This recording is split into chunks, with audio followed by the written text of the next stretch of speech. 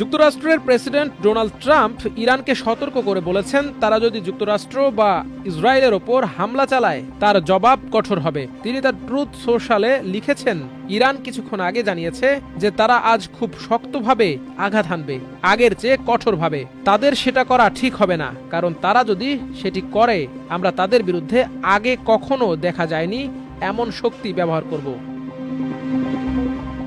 খামেনির মৃত্যুর প্রতিশোধ হিসেবে মার্কিন ঘাঁটি ও ইসরায়েলকে লক্ষ্য করে ইসলামী বিপ্লবী গার্ডস কর্পস IRGCর হামলার ঘোষণার পর ট্রাম্প এ ঘোষণা দিলেন।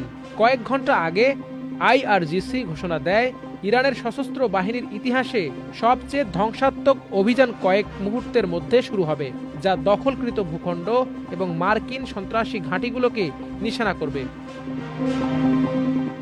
খামেনি নিহত হওয়ার খবর নিশ্চিতের পর ইরান হুমকি দেয়। তারপরেই সংযুক্ত আরব আমিরাতের দুবাই, কাতারের দোহা ও ইসরায়েলের তেল আবিবে আজ রোববার সকালে নতুন করে বিস্ফোরণের শব্দ শোনা যায়। দুবাইয়ে বিস্ফোরণের কয়েকটি বিকট শব্দ শোনা গেছে। দোহার বাসিন্দারাও বলছেন, এ শহরে কমপক্ষে 11টি বিস্ফোরণ ঘটেছে। এর আগে কাতারের স্বরাষ্ট্র মন্ত্রণালয় বলেছে, ইরানের হামলায় দেশটিতে আরও 8 জন আহত হয়েছেন।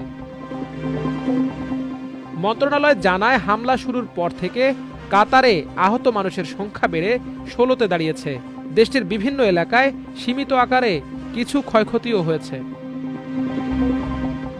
এদিকে আজ সকাল 6টার কিছু পর ইসরায়েলের বিভিন্ন স্থানে বারবার বিমান হামলার আশঙ্কায় সতর্ক সংকেত বাজতে শোনা গেছে। নাগরিকদের আসন্ন হামলা নিয়ে সতর্ক করতে এ সংকেত বাজানো হয়। তেল আবিবে একাধিক বিস্ফোরণের খবর পাওয়া গেছে।